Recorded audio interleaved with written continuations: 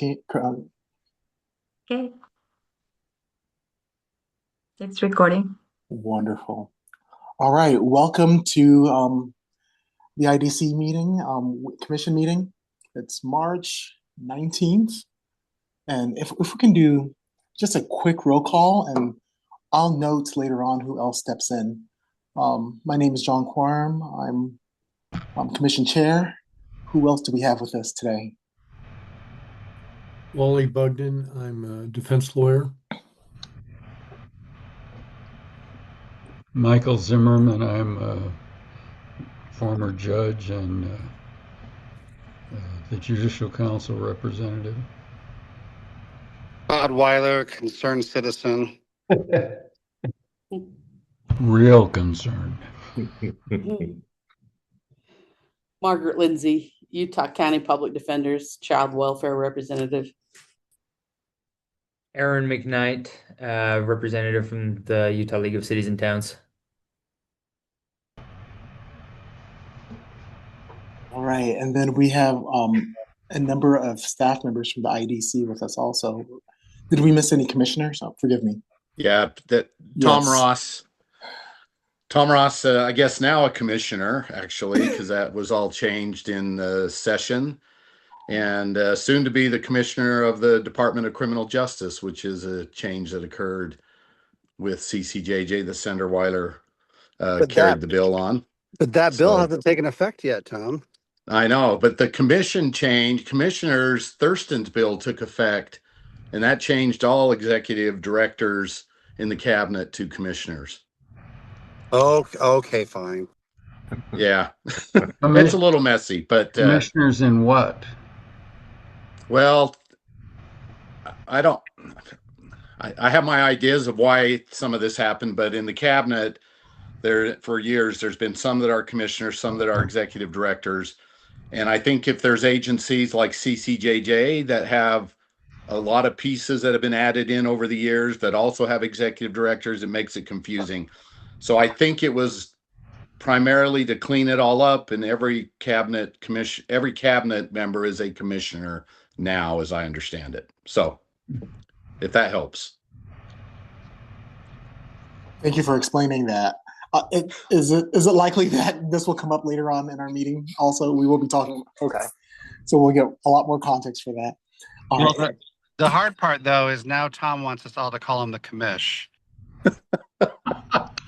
Is that that the reality of it is probably most everyone will still continue to call me chief. That's what most people still call me.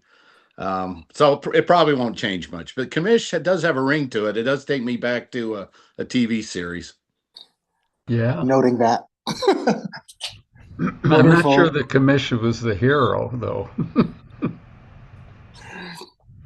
Yeah, maybe not.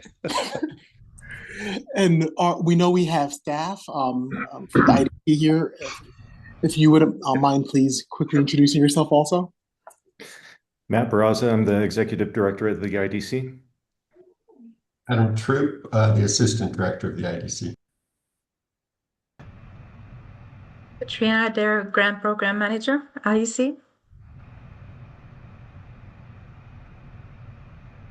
Leslie, you were muted. Leslie Howard, Data Analyst for the IDC. Josh Buhay, Financial Analyst for the IDC. Daniel Lancaster, Mitigation Forensic Social Work Program Coordinator for the IDC. My apologies. Candace, did we have you introduce yourself? Did we skip you? Forgive me. No, I was just waiting, and I apologize. This is my voice for this week. I'm Candace Reed, and I'm the new Southern Utah Regional Manager. Matt's having a fun time with this. Anyway, I just recently took this position, and so I'm going to be covering additional counties to what I was, which would be Grand County, San Pete, Sevier, Wayne, and I was already covering and administrating over Beaver, Iron, and Kane. So it's nice to meet you all. I hope to see you again and talk to you with a real voice. Well, welcome. Thank you. Your throat sounds a little severe. Good one. Well, and with Michael Drexel joining us, we have a Yes. quorum. Wonderful. Sorry about that. That's Yeah, okay. sorry. Zoom kept crashing on me. I had to restart my entire computer. I don't know what the deal was. Thank you for being here. Let Sure. us go ahead. Let's approve those minutes then. Has anyone had an opportunity to review the minutes from last meeting? And sorry, I just had a quick thought. I feel like there was an outstanding review of minutes that I need to go back to my notes. I'll check during the course of our meeting if there was some outstanding meeting minutes that we needed to approve. But has anyone had an opportunity to review the minutes from our December meeting? I'll be honest, I haven't reviewed them, but I'll still move to approve them. This is I'll Tom, second and that. Sorry, Tom, I beat you. They looked good to me. I did take a look at them. So Okay, I was gonna say the same. All right. We've got a second. All in favor? Aye. Aye. Wonderful. Aye. And I should probably ask if no one does anyone oppose? That's the I ima- easier. Yes, I imagine not. All right. Thank you so much. Minutes have been approved. Minutes from our December meeting have been approved. And then let us jump into our agenda right now. While you're looking at that, Senator Weiler, I thought that you were supposed to vote no if you haven't read something. I'm a little confused. Excuse me. No, that's the House rule, not a Oh, Senate. okay. All right. Senator Weiler, are you the poster child for a distracted driver? My defense counsel told me not to answer that question. That's very wise. Very wise. All right, we've approved minutes. Our third item on the agenda is the Southern Utah Regional Managing Defender matter. And we've got Matt and Candace on that. Yes. So Candace introduced herself already, but we are really thrilled to have her in this position in Southern Utah. She has acted as the managing defender for Iron Beaver Cane for 3 years now, I believe. But then outside of that experience, she has experience in all areas of defense, adult court, child welfare defense, and juvenile defense. And so she has that range of experience that is serving her well as a manager, and she is really hit the ground running. She is taking a look at contracts and meeting with judges and personnel, and has already compiled a to-do list of things to make everything more efficient and to work as best they can. So Candace, thank you so much for accepting the position. We're currently looking for an assistant for her because it is kind of a lot of room to cover and a lot of different moving parts. And so she'll need some help with some of the day-to-day and the logistics there. But we are super pleased to have her on board. And I know that some of you, probably Margaret, Commissioner Lindsay, has worked with her in the child welfare capacity and already know how great she is. She's also presented at the UFDA conference last year. She was a panelist there and was able to share a lot of her expertise in working with parental defense social workers there. So I could go on and on, but I think that's probably enough for me. Candace, is there anything that you would like to? No, I think you covered it. Some of my experience, I did spend some time as a prosecutor as well. So I do know the aspects of some of the inner workings on the county side just from that as well. So I do like this work. I'm excited to take on all those challenges. So. All right. Well, we will excuse Candace whenever she feels like it. If you want to stay and watch the full meeting, please do. But if you need to go, drink some tea with honey. I do need to. Yeah, I'm gonna go rest my voice. Thanks, everybody. Sorry. Good to meet you, and thank you for being here today. Just a quick note, we just had Commissioner Kamalu and Commissioner Vickery join us. Yeah, thank you. Sorry to be late. No, thank you for being here. We just got through our third agenda item, and we got introduced to Candace Reed. Our fourth item, appropriations review. Matt. Yeah, and with the fourth, fifth, and sixth item, those will kind of blend together. So with your permission, yes, please. Chair Quorum, I'll just kind of move from one to the next.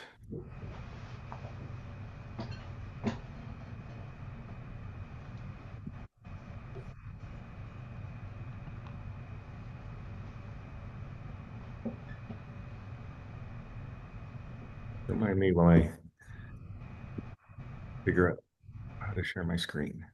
While you're doing that, I just had a pang of guilt because I was supposed to connect with Margaret a couple of weeks ago, and I just remembered.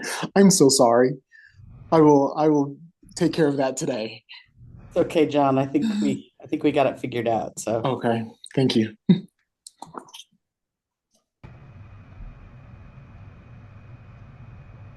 You know, John, that may just mean sometimes less is better.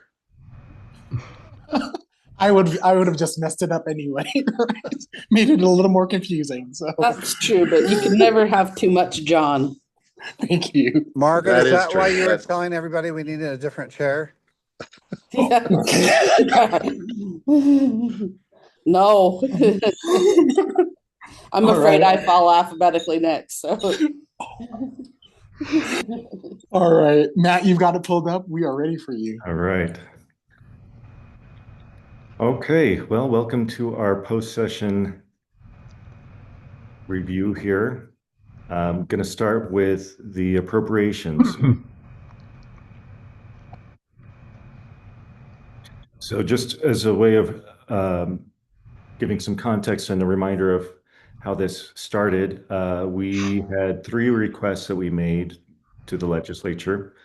The first was for our grant program, and what was included in the governor's budget was $700,000 ongoing, and that refers to some funding that we received originally in FY24 as new funding.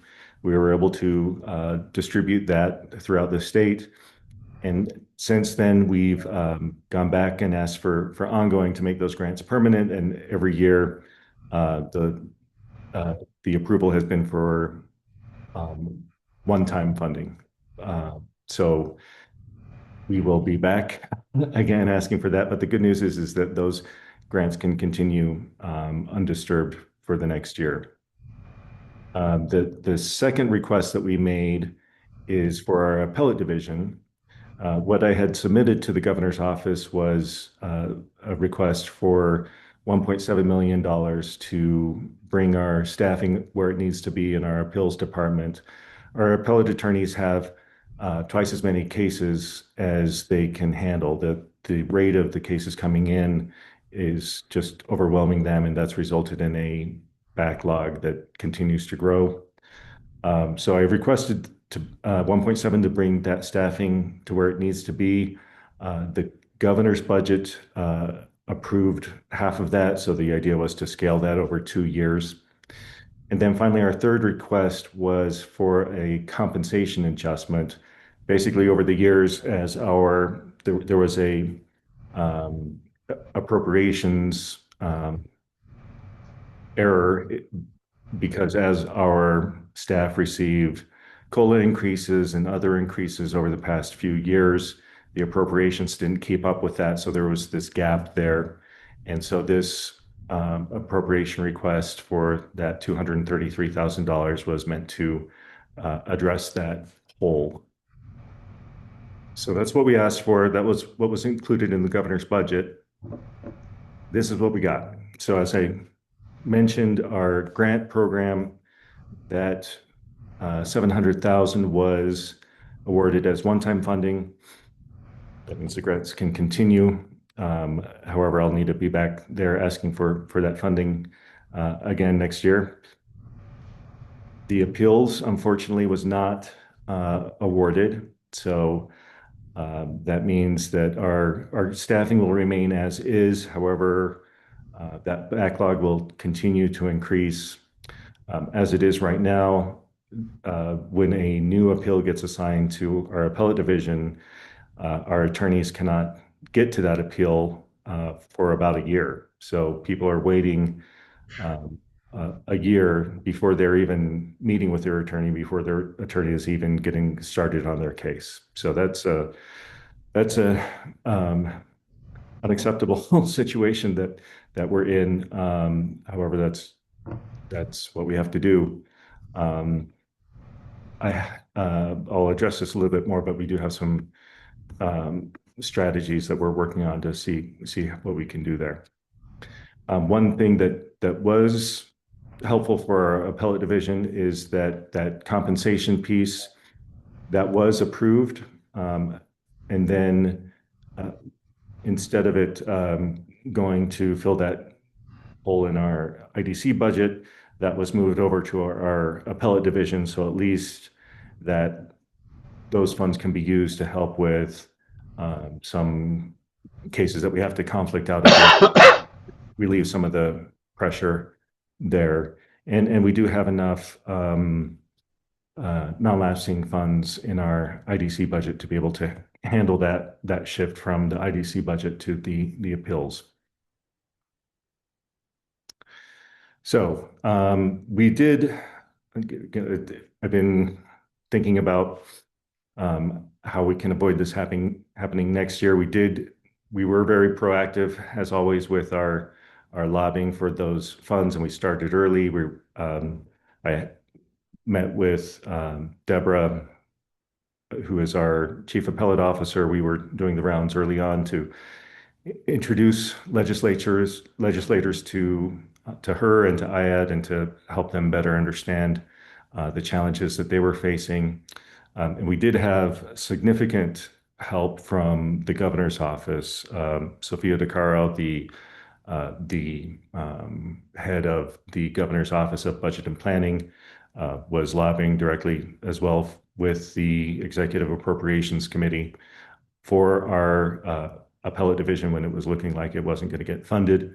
And still we came up short there. So we'll be strategizing going forward on how to have a better outcome next year.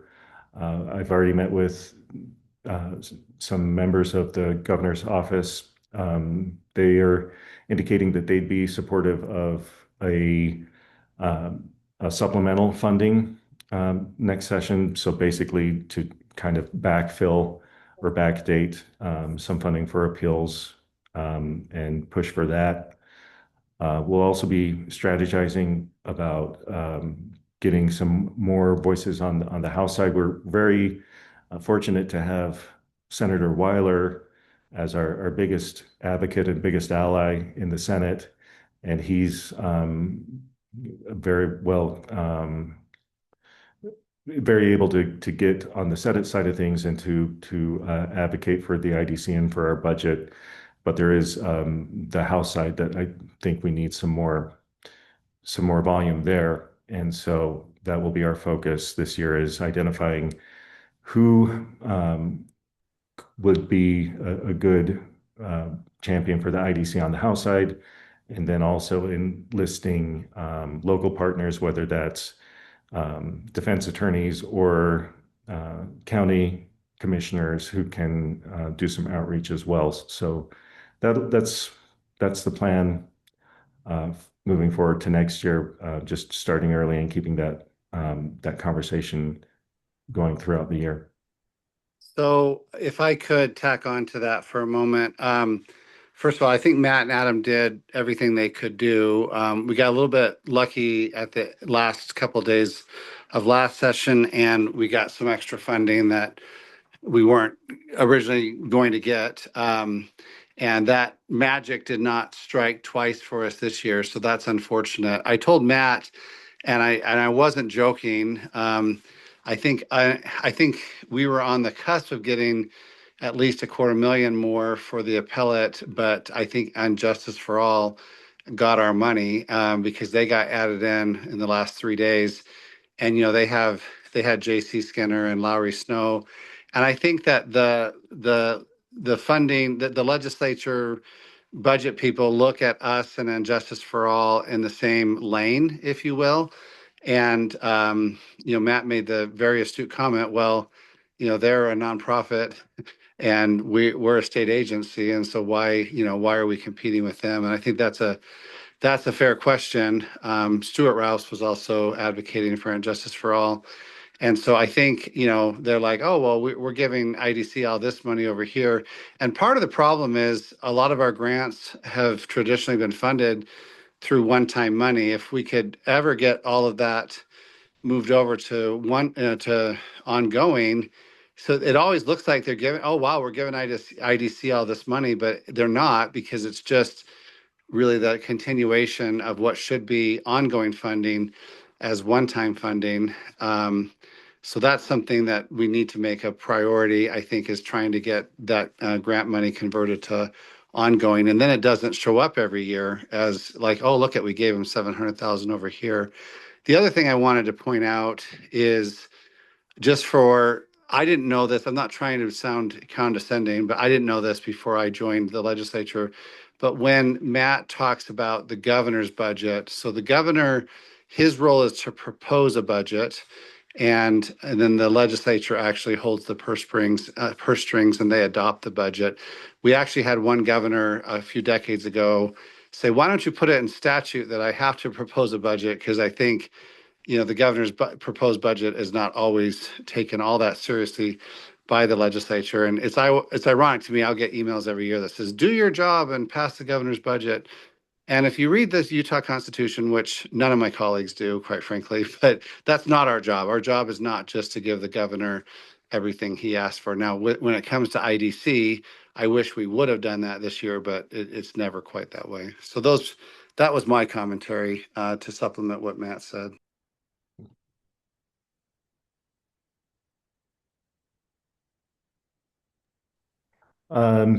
Any thoughts, any comments? I know many of you were up there in the in the scrum of it all too. One curious thing is that, so we go through with the budget process, the first step, once it's included in the governor's budget, and then we know what we can actually go out and advocate for.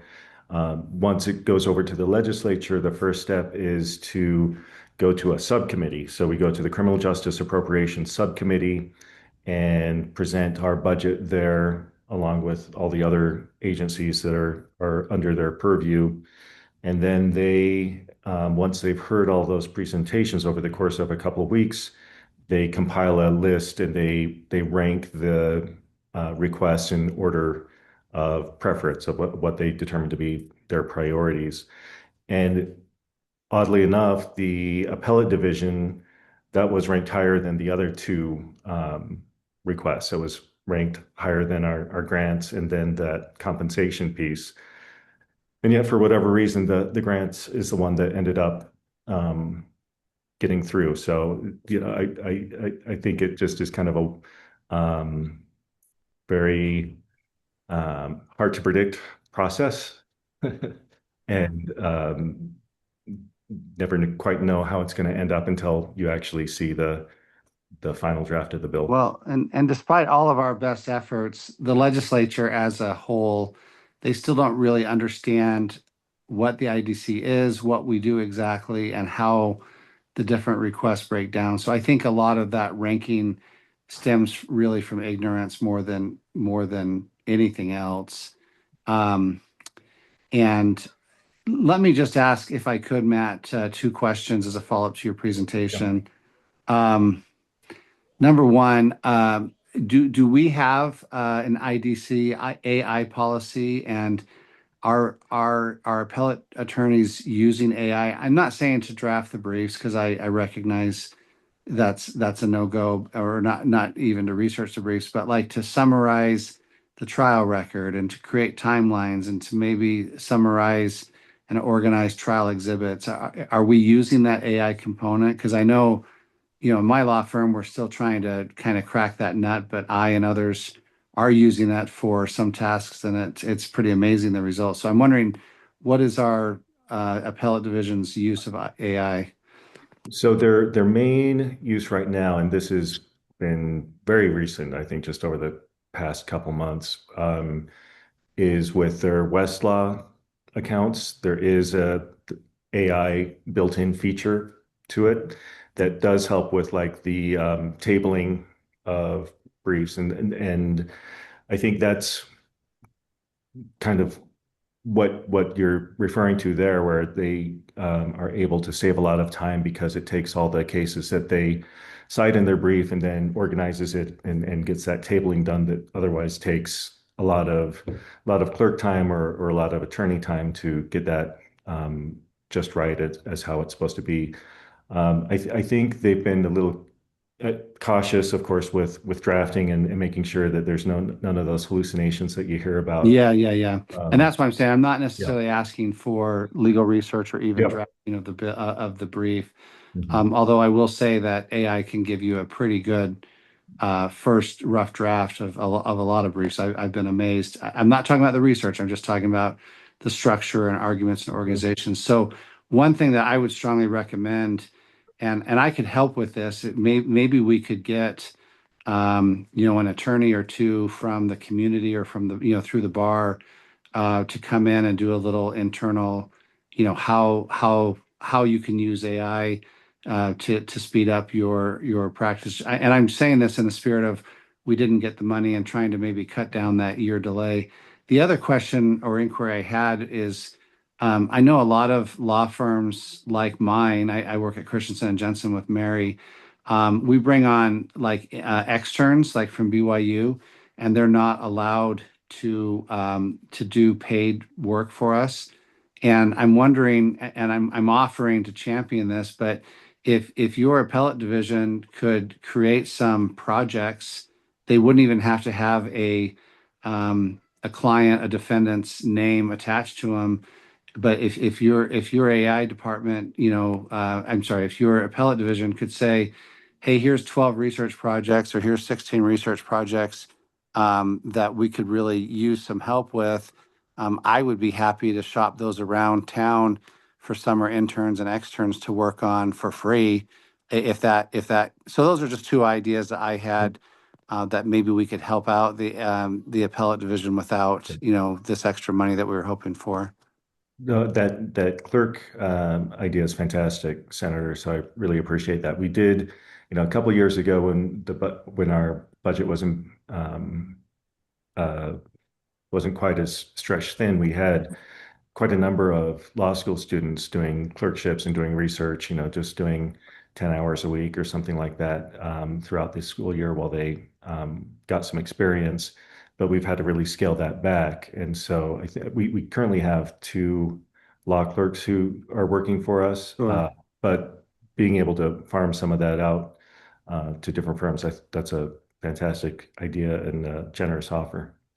And I know that BYU would probably give you some externs just to the IDC, in addition to what I said, for free that could work from home, because they may not be in state, when they go home to Alaska or Baltimore or whatever, where they could get class credit. So I teach at the BYU Law School, so I'm happy to help out there too if I can. I'm just trying to think outside the box because I want to help where I can.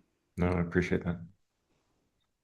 Matt, Yes. this is Laureen, and thanks, Senator, for some of those insights and ideas too. One thing, I saw Judge Zimmerman's question in the chat.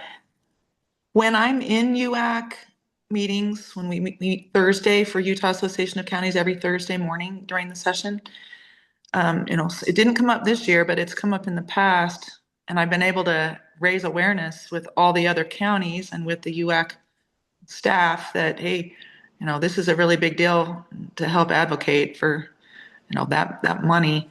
I'm not sure if it happened this time. sometimes there's just so much defense of so many things that it it doesn't get its own attention. But I try to keep it up in their minds and awareness. Again, that didn't happen too much this year. Everyone just went in knowing that the budget was going to be probably flat at best, so that was hard. But the other thing I was going to just say, I mean, it's really just an opinion, but I feel pretty strongly about it. But I watched the Chief Judge Durant's address in the beginning to the legislature. I listened closely. I thought it was, wonderful. I'd never heard him speak before. I thought it was wonderful. I love how he was just so factual and, judge-like with the warmth to his, service. And I don't know what we can do, but there's the different reasons I haven't really dug into. I have an opinion, but I haven't dug into why exactly did we expand the Utah Supreme Court. But I heard him make the case that that's not where it's needed. I heard him say appeals. And, the discussion today is definitely supporting that. So I don't, just kind of the overall state of the judiciary and really understanding that separation of powers and the importance and what's really going on. I just hope more legislators will dig into that. It's so important for the state of Utah.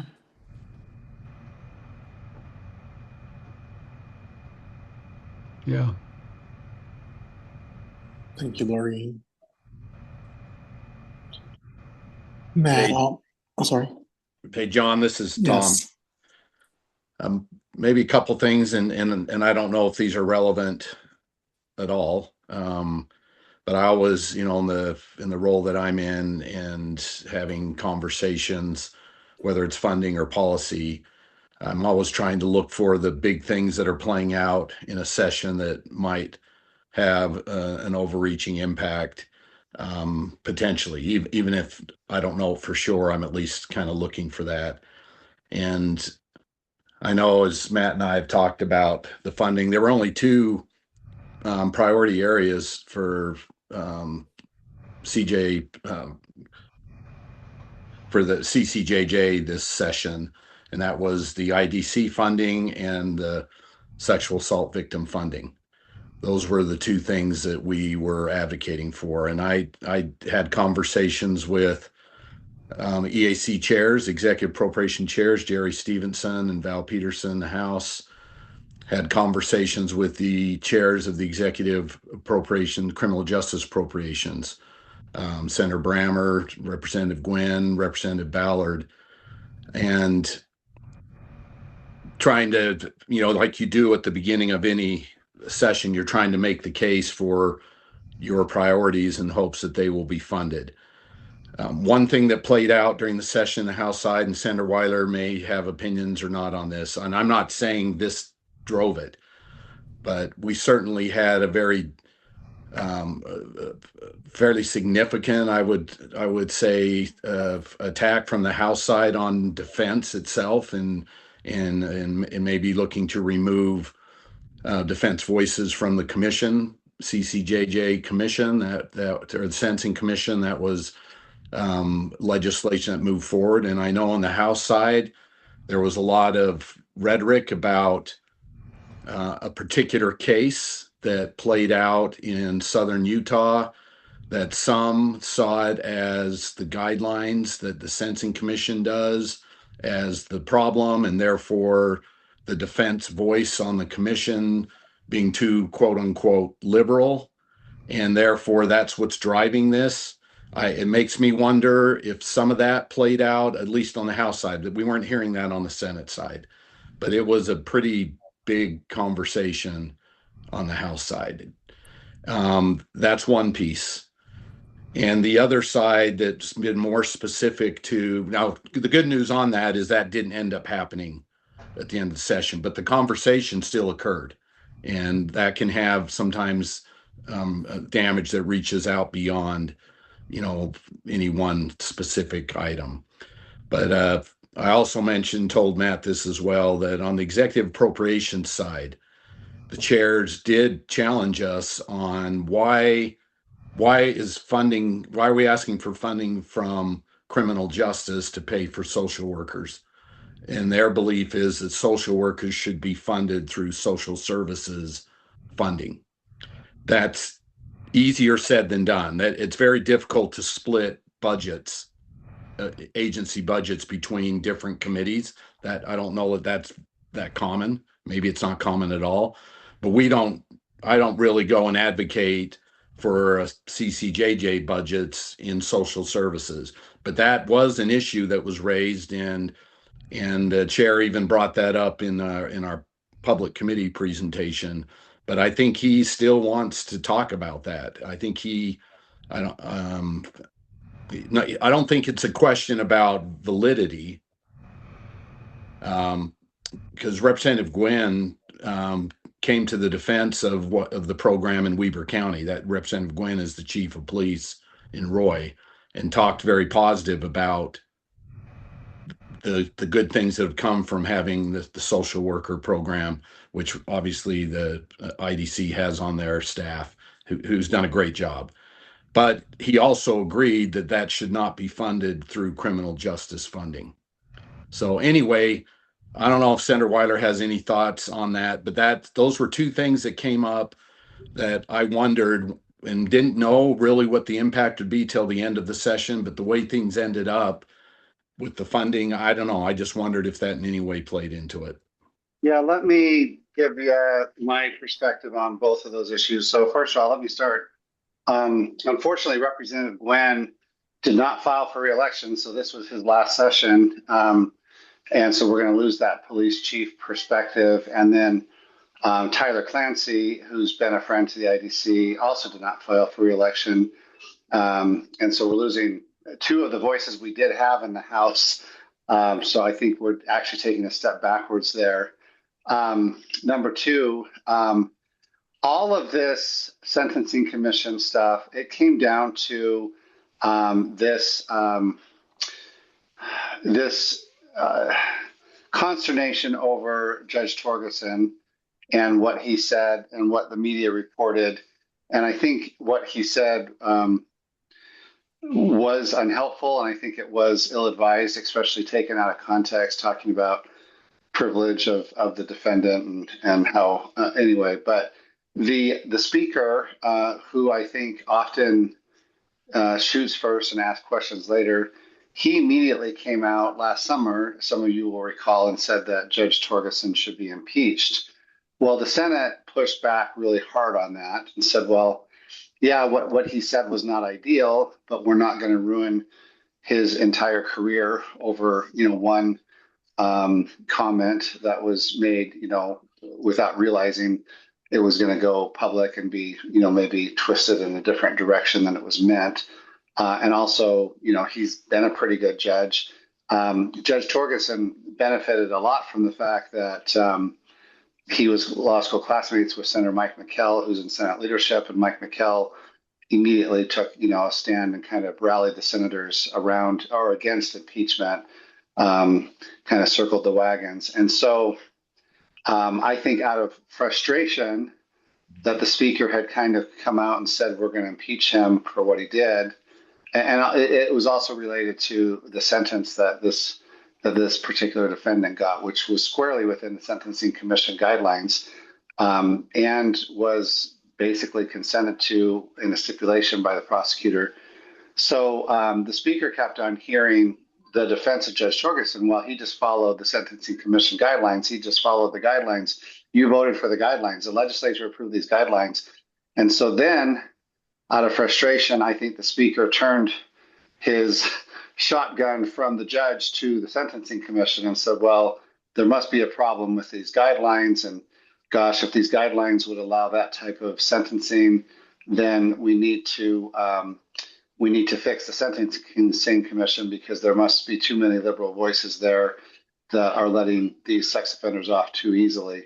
So that's kind of the background of where all that came from.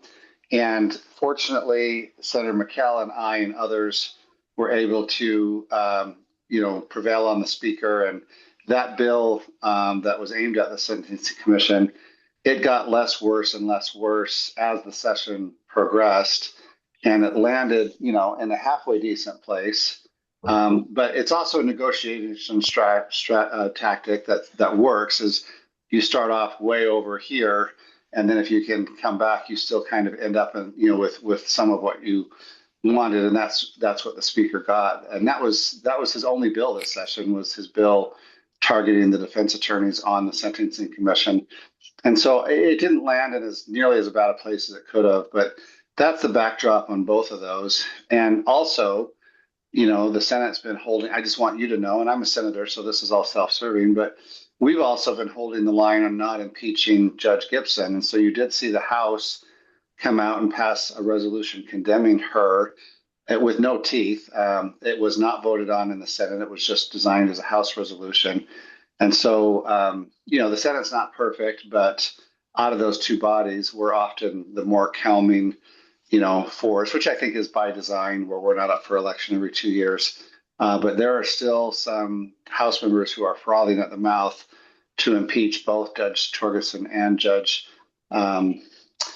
Gibson. And if the judge in Salt Lake who resigned after his criminal misconduct was reported, if he wouldn't have resigned, they would have impeached him too. So we just kind of have a House that's eager to find a judge to impeach right now. And I'm kind of up in arms about it, but there's not a whole lot I can do about it other than what I'm already doing. Yeah. So Lisa gives a little bit of some of the political background that was playing out, and I do think, and for Senator Weiler, for you as well, on the, I think we will need to have and end up having conversations with the OCJ chairs. Now, of course, Representative Gwynn will not be a chair. Obviously, he's not running again, and he's done. But whoever it is coming in, I think with Senator Brammer, at least we need to have some conversations and see if we can find a path that's workable. Anyway, Pam? hopefully that's Oh, helpful. sorry. Yes, thank you. Pam, were you going to say something? Sorry. Yeah, sorry. I was just going to say, just to follow up on all of that, I do want to say a huge thank you to Senator Weiler, because House Bill 274, and to Tom, because that was ugly. It was hard. And it was really hard for the defense bar to not, I know we always say don't take it personal. We can go in and we can have the fights and we can go out later and continue to work with each other and stuff. But that was a tough one. And Senator Weiler was very gracious with his time in a difficult session to meet with us and kind of, because we don't want the narrative about defense counsel to be like that we don't care about public safety, that we don't care about all of these things and stuff. And so talking to Senator Weiler and to Tom and people like that about how do we control for those narratives, right? Like, because we're always going to be like an easy target with regards to like when people are unhappy with an outcome on something. And so anyway, it was a tough session with regards to that. I think, the spots were filled back on, and that's a positive. I know there's still changes with the guidelines and stuff, but it was tough. And I just want to say that the support and like the ability to talk through like how do we address this narrative was helpful. And so I just want to say thank you. Well, and I don't probably deserve that much credit, Pam, but thank you. But let me just add one other thing. With the speaker starting out the session, coming out swinging against the defense members of the Sentencing Commission, I feel like it was pretty obvious that the prosecutors that lobby, including SWAP, which is the Statewide Association of Prosecutors, they kind of felt like, oh, this is a prosecutor session. The speaker is mad at the defense, and so we can kind of get our way this session. And so I've never done this before, but I called out the prosecutors pretty bluntly in my committee. They were refusing to negotiate on a bill regarding like a victim's cell phone, like how defense counsel could access the contents of the cell phone. Basically, they'd have to drive to the prosecutor's office and look at the information at their office. They wouldn't agree to a protective order or to put it, anyway. So I called them out. They squealed like a poked pig. Oh, this is not true. And then amazingly, they went and started negotiating on that bill, and we landed that. That was Senator Baldry's bill in a decent spot. But the problem is when you have the speaker openly attacking, the defense at the beginning of the session, and the prosecutors kind of key off of that, and then I think they altered their strategy on how much they had to give during the session. So I tried to hit the reset button. I probably hit it too hard, and I had to kind of come back and make some apologies, but I'm happy with where things landed. And that's kind of a little behind the scenes of what happens at the legislature. So thank you so much for that behind the scenes look and that the insight that you all shared. Well, and I just have to interrupt to say again really quickly. I don't know, Senator Weiler, how much you really did with fixing it, but I know you were you and Tom were like full-time therapists for the defense part of it. So I do think you had a lot to do with helping us fix it, but I also think you were our full-time therapist for it. Well, I just from my end, I mean, obviously I came from a law enforcement background, and I certainly could have been someone coming in believing that, we need to swing things one direction or another. And I found out back almost 11 years ago when I was representing the chiefs of police that we need all the voices at the table. I learned as much from my defense friends as I learned from my prosecutor friends and from treatment providers and from the ACLU and all these groups, Libertas, all these. I learned things that are important for criminal justice. And it does tear at my heart when I see us, or individuals or a group. Dan Strong, he's the Sentencing Commission chair or director, does a phenomenal job, and he's caught in the crosshairs as well because he's over that group. And it's the third year in a row we've had changes happen to the Sentencing Commission. And they've been difficult, but we've been able to work through it. But at the end of the day, for commissions to work at CCJJ or anywhere else, there's got to be a balance of voices. We've got to have all sides represented there. And I appreciated that the speaker, through negotiations and all the talking that went on, and I know the defense did a lot to help themselves as well. But I think he better saw that as that process unfolded. And I think that we landed in a good spot, as Senator Weiler said, especially from where we started. But it's easy to attack groups that don't have a face right in front of it. And when you talk about even judges or prosecutors or defense attorneys, when the camera's in front of your face and you're saying, well, it's the guidelines. Well, the guidelines are just that, guidelines. They're not a hard, fast rule. And sometimes that's unfair, but the unknown face gets blamed and it's easy to attack. And I think we rally and come back, and Pam did a lot of work on this herself. And so anyway, I appreciate that, and I will always fight to keep all voices there, knowing that the legislature ultimately has the final say. Thank you. Yeah. I have a thought, but before I even share that, Matt, tell us, is there anything else from these three items? Oh, well, that's the first of the three. So that's the first. The budget piece of that. So thank you everyone for your comments and giving some context behind all of this. May I share that thought then? Please. I guess I've never been involved in anything legislatively, right? I've always heard from people who are actively involved, and I think part of the reason I've not been involved is because I don't know how to be involved. And so I guess I don't know what I'm asking or what I'm proposing. Maybe at another meeting, I'll explicitly ask you all who are very familiar with this process, how someone like myself or other commissioners can help along the way during the course of the year to prepare for that next session, or if we need to be hands-on, what we can do. So I'll make a note of that and maybe bring that. I'll try to formalize my thoughts and bring that up maybe at another meeting, get it on the agenda or something like that. Thank you so much for that insight.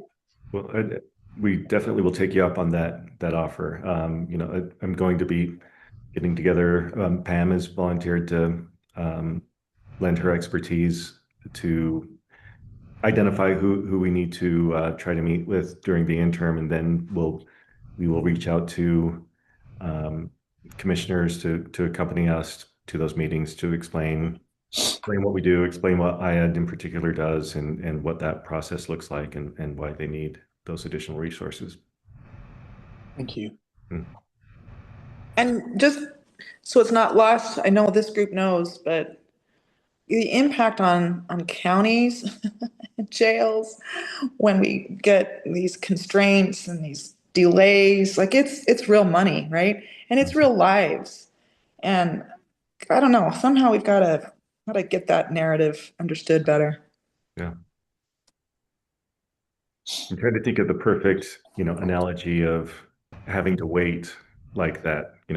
Could you imagine applying for a driver's license and having to wait a year before they'll even start on your application, or whatever kind of service, government service that you're needing, having to wait a year is just it's mind blowing, and it would make the public angry. If the public understood this, I believe they would be angry. Just because it's money, right? If that's the only reason that makes them angry, but then there are people who are also concerned about access to justice. Yeah. So. We'll harness that anger. We'll channel that anger into a positive force to move us forward and to get the message out. So I appreciate it, everybody. So hard session to watch.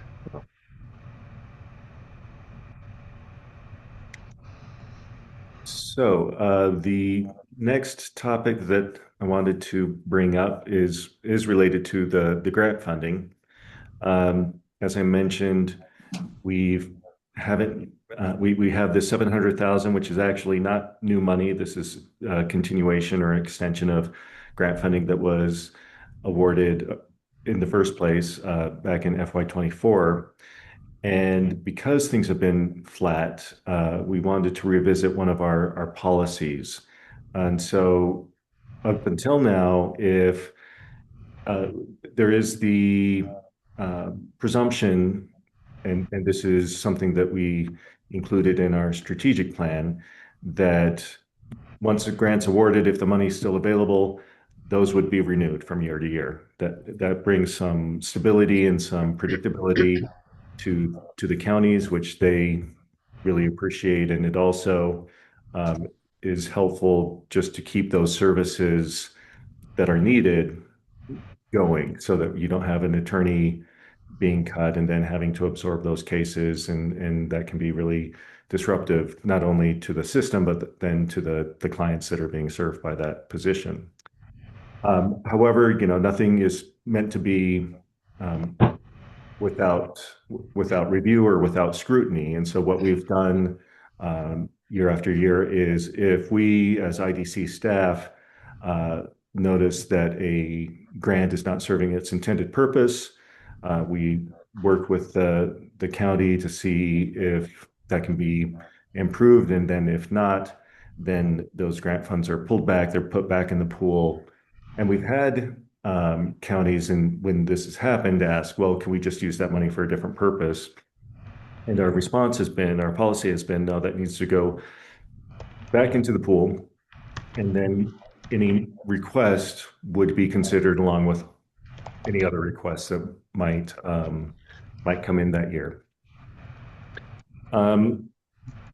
But as I said, we have had a flat grant budget for the past few years, and so we haven't had that opportunity to award any new grants. And so we are suggesting amending that policy to allow a little bit more flexibility for the counties. And specifically, what we have in mind is, if a county themselves are able to identify a grant that just is not working as intended, and it could just be, numbers have changed, caseloads have changed from one area to the next, or what seemed like a good idea at the time has proven not to be utilized like they thought it would, that that county can come to us and say, all right, here's this grant that we were awarded. It's not serving its purpose as we thought it would. Here's an alternative proposal that we'd like to suggest. And so what we're wanting to do is to give counties that flexibility, specifically on items that they're self-identifying. So we want to promote them taking a hard look at their grants themselves too. So it's not us as this kind of enforcement body.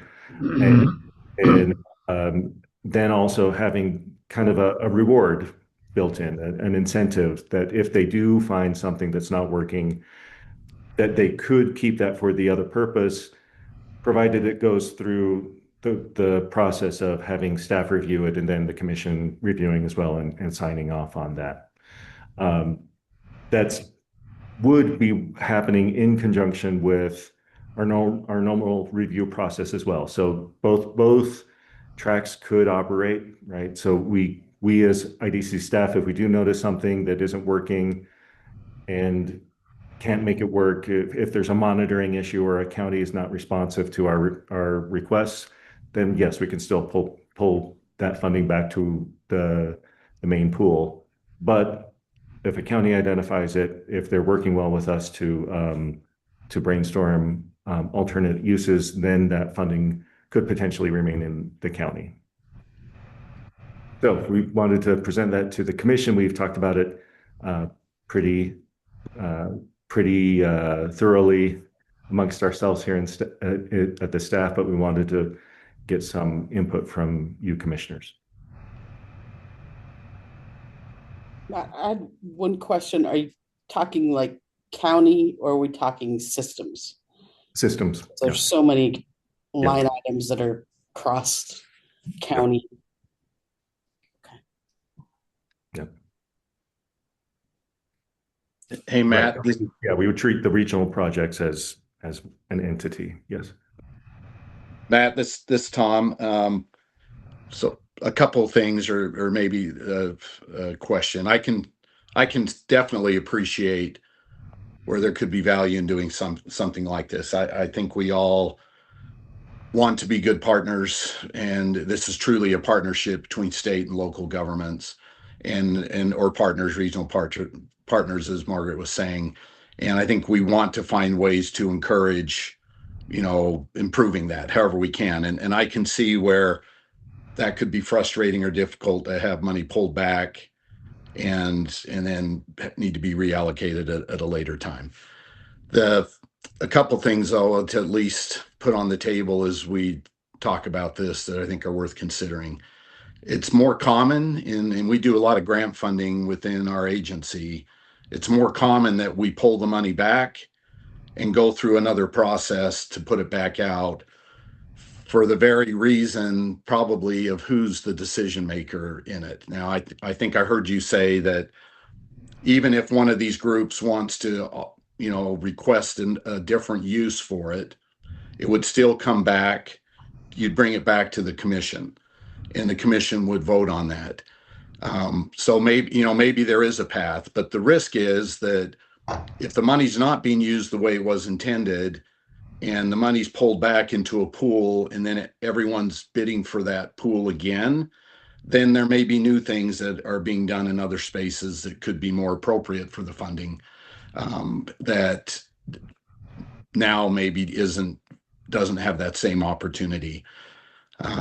So at least as we're talking about it, maybe that's part of it as well, is we are ultimately the decision makers, and I think you're acknowledging that even in your proposal. And how much of that do we give up to another entity to play a role in determining how we want to use state funding when it's not submitted, reviewed, with all the other requests and then approved in one setting? At least in my mind gives me a little bit of pause, but I'm not saying that. I'm curious to see what other people feel. I'm not saying this can't be a path forward and maybe isn't a good path, but maybe help with that a little bit. I agree with everything Thomas said, and I do think we're at a stage now with the IDC. We're a decade old now that we should be evaluating whether the grants that were given years ago are still making sense and if they're working out the way that we intended. And I know that we have some procedures in place, but I think the very worst thing that could happen in the IDC would be to find out or get, have the legislature get feedback that the grants, weren't being used appropriately or were being, misused in some way. I think that would be a reputational damage that would be hard to overcome. So whatever we can do to avoid that, I would be in favor of. This is Laureen. All good questions and comments and discussion. I'm supposed to bring the county perspective. I think our commissioner from the smaller counties is not with us today. So I'm supposed to have in mind, well, it's easy to have in mind smaller counties because it's harder for them than it even is for the bigger counties. But yeah, I am kind of thinking about Salt Lake County, thinking about, Utah County and their system. And I'm thinking about Davis, the bigger counties, even the third counties of the third class. I mean, there's just so many needs, right? We're all of them a priority. So yeah, it's gotta be thoughtful. I know that this group is very thoughtful. I'm just kind of thinking both sides in my mind because it's so hard for the counties to get money. It's property tax. That's our main revenue. And so I guess I have some openness.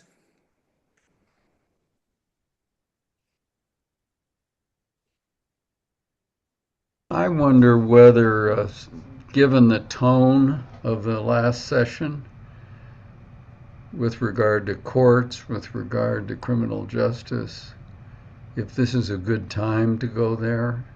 I mean, I think Senator Weiler's caution, if they're in the hunt for scalps, I don't think we should provide them. Well, and let me just say, Judge Zimmerman, I know this was a tough session for the courts, and I think Michael Dreschel carries most of the battle scars from that. I do hope that people will differentiate between what was proposed and what was actually passed. And I'm not going to say that everything that was passed was wonderful, but there were some really awful proposals that did not make it through or got severely watered down. And I think that the founding fathers intended for there to be some tension between the branches as they jealously guard, their role. I don't know that it was designed for the tension to be as high as it has been the last 2 or 3 years. But I also have faith and confidence that we'll work through this and that, we'll survive and we'll come out and hopefully be okay. The blood in the water for an impeachment, I think, is because, if you're carrying a hammer, you're looking for a nail to hit. And the House has realized that they're carrying an impeachment hammer. But number two, there is some angst and anxiety and some frustration with the courts. So, and that doesn't help IDC, and it doesn't help the Sentencing Commission. Because in a lot of legislators' mind, we're kind of all in this same legal lane. And so if they don't fund all the way the IDC, somehow they think that's getting back at the, some people are probably thinking that that's getting back at the courts, because they didn't rule the way we wanted them to do. So a lot of legislators are just very naive about the legal system and where those lines are drawn. And unfortunately, with a citizen legislature, that's what we're dealing with. And it's going to probably get worse in that regard before it gets better, because my guess is we'll have almost 20 freshman legislators next January that weren't even around this session. So anyway, that's all I've got to say. Hey, Matt, on this grant proposal, it does seem to me that once money's been allocated to a program and they have that, and then if they see that there's maybe a better use for it, we should be thoughtful about making sure that the money is getting used in the very best way, maybe not just the way that we initially thought it was going to be used, even if that's not the best way. In fact, if anything, it seems wrong to persist in using funding in a way that's not accomplishing a beneficial purpose. So maybe there's a way to balance this out where we incorporate Tom's feedback. You maybe bring it back to the pool, but that money is earmarked first for a priority to the county who had it. Kind of what you're saying here, the presumption that the funds remain, but that it's not foreclosed a possibility that funding could be allocated to some other purpose if other entities can come forward and say, hey, you know what, we've got an even better one than that. And that we really try and make sure that the best ideas float the money to the top. Yeah, and no, and Michael, thank you for that. And I think that really, explains the idea behind it, right? I mean, and that's why it's a presumption that it remains, not a guarantee that it remains, right? And if a county comes back with an idea that, hey, we just want to use this to, throw a really nice Christmas party for everybody, like it's not obviously it was not something that's going to pass muster.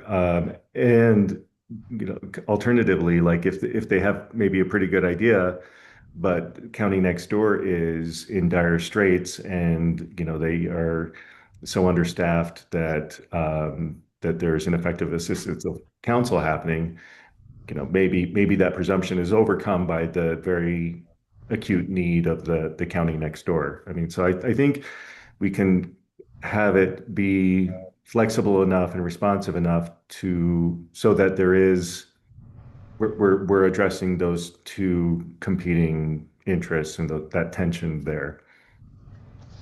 And Matt, and I think go ahead. I mean, that would be, my hope. I mean, for example, we had the issue a few months ago with part of one of our child welfare social work grants where I don't recall that. Huh? I think I was making a bad joke. I'm sorry. Oh, no, that's okay. But my point is, since the time that the grants were initially done, there'd been some shifting dynamics in the system between, a judge who on some of the counties were doing it remote and changing the dynamics of how the system works, the increase of, 2 additional judges, primarily in, another segment of the system. And so, I'm hoping that there is some flexibility in terms of that. And it's not just a, cut off the hand and then maybe the hand gets, I don't know. Anyway, I appreciate the thoughtfulness in this, and I appreciate the fact that how important it is that this work gets taken seriously, and I think everybody does that, and that I trust that it will continue to be thoughtful in administering these, the very precious resource. So. Hey, Matt, this is Tom. I'm wondering if there's a little bit to the comment that I think all of us have made, and then Michael, saying maybe there's a balance here. We've already had a process in the past at times where there's been money available for one reason or another later in a year, and we've come back and looked at, I think, correct me if I'm wrong, because there's a lot of these I sit on at times, but we had people submit for that funding for a purpose that wasn't the initial funding cycle. Is that correct? That we've done something there at times? Mm-hmm.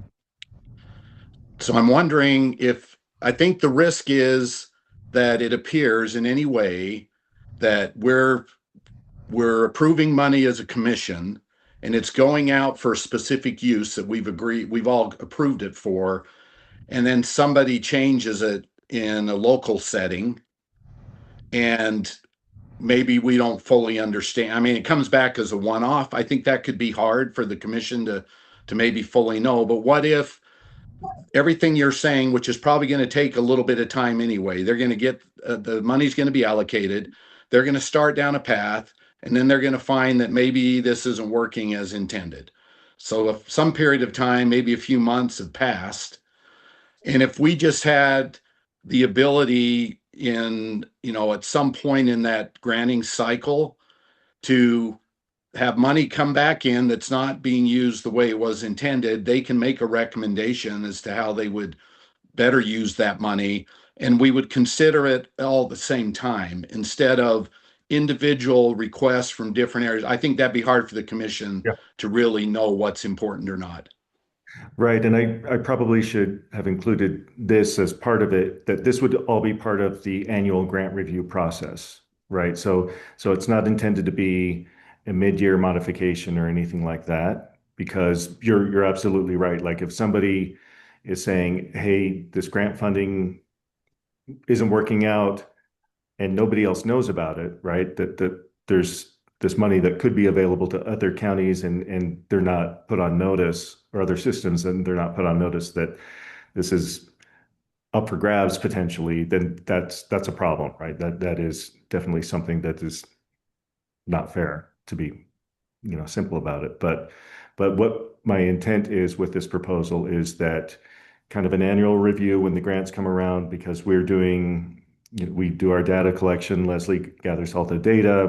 We're having these individual conversations with the counties leading up to the grant application.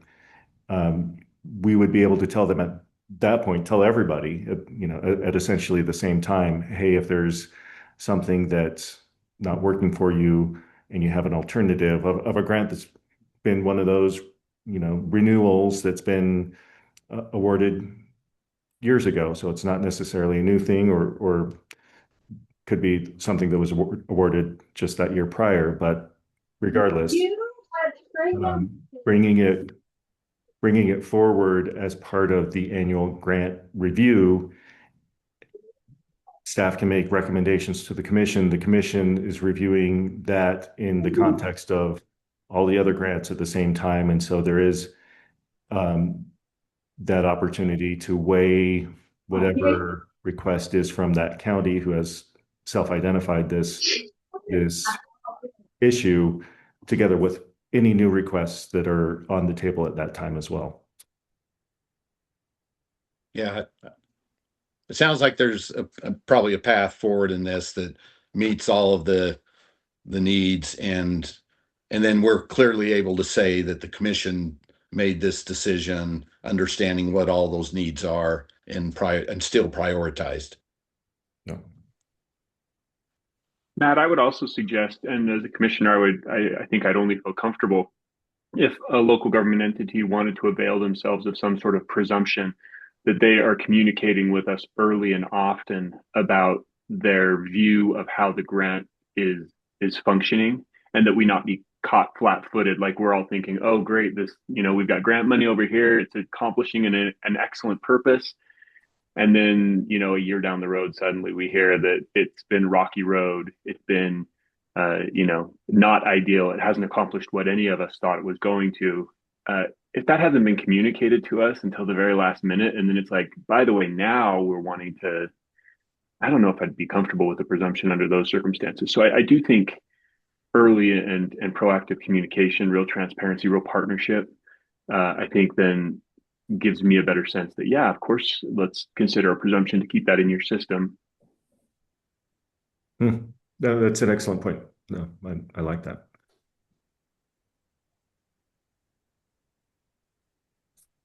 Well, you've given us a lot to chew on. I'm glad these are recorded. We can go back and kind of process all this information, and we will let you know how we want to move forward with this. Matt, just one more thing too. Sure. I am not one who's been in from the beginning on this commission, but I have been in for a while, since 2020. And I've just seen a pretty amazing progression, really, of the Utah Office of Indigent Defense and the very proactive communication and some of those things that are now traditional that didn't used to exist, to form that relationship and to know the people and to be very aware. And so I know that also is a part of this and very helpful. What you all do to make it a true partnership.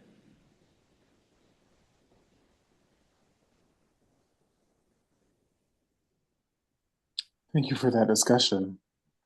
Matt, anything else you would want from us to hear from us about this? I appreciate the feedback.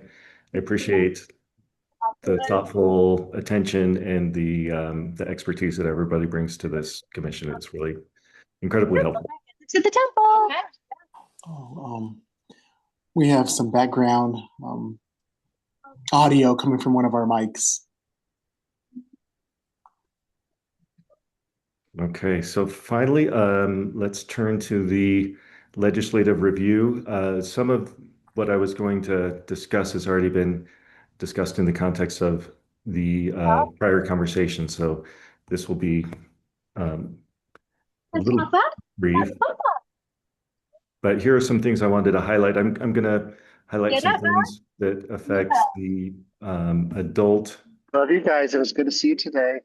Oh, forgive me, Senator Weiler. Sorry, I need to mute. Yes, thank you. That was cute. My grandkids Aw. came over, so I didn't realize I was unmuted. That's all right. Tell them hi for us. So I just wanted to highlight a few bills that passed that affect criminal defense and indigent defense in the adult system. And then Pam and Adam have agreed to cover the juvenile courts with delinquency and child welfare. So here are just some highlights for those who weren't up there tracking things in person. In no particular order, there's HB 274 that was already mentioned, where the speaker had proposed removing defense positions from the Sentencing Commission. In the end, those positions remained. However, there were a couple of additions to that. So they added an additional sheriff position, an additional prosecutor, and an additional representative from the chief of police. So kind of boosting that law enforcement side of things. The way that the seats were apportioned on the defense side was that there was an appointee, and this is before the change. The prior or law is that a seat was for a defense attorney appointed by the Utah Association of Criminal Defense Attorneys, an indigent defense representative appointed by the IDC, and then a juvenile defender appointment or seat.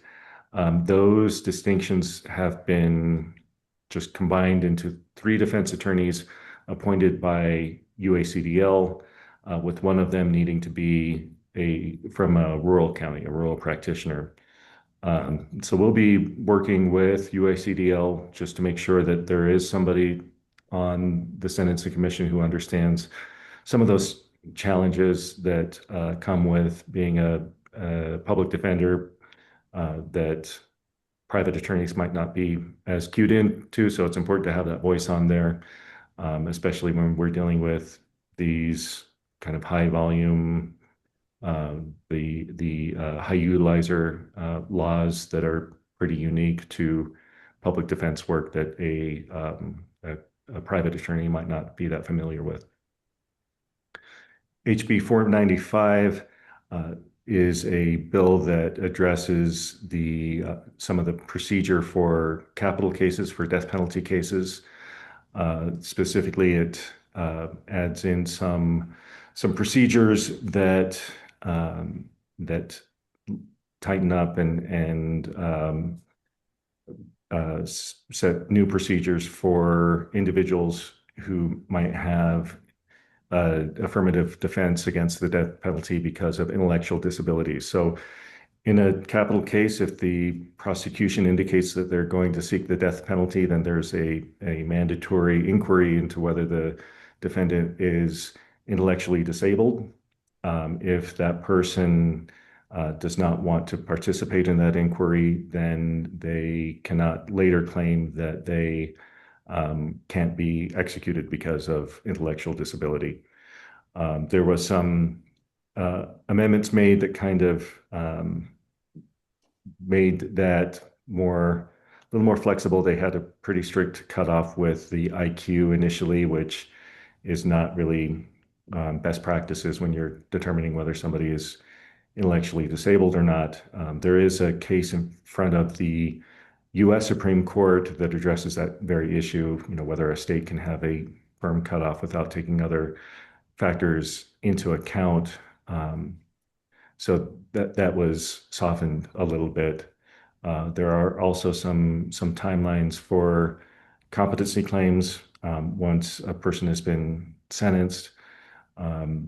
Some of those are still, I think, going to prove to be problematic as far as the turnaround time, but I believe there is still some judicial discretion on whether to grant extensions on that or not. But they were talking initially about a 30-day time period to review competency, which is a really quick turnaround for a process where you need to collect records and conduct a pretty thorough review. It added a priority language for if a case is appealed, so that the appellate courts or the U.S. or Utah Supreme Court fast tracks those reviews. And then it moved ineffective assistance of counsel claims to the post-conviction arena rather than direct appellate review.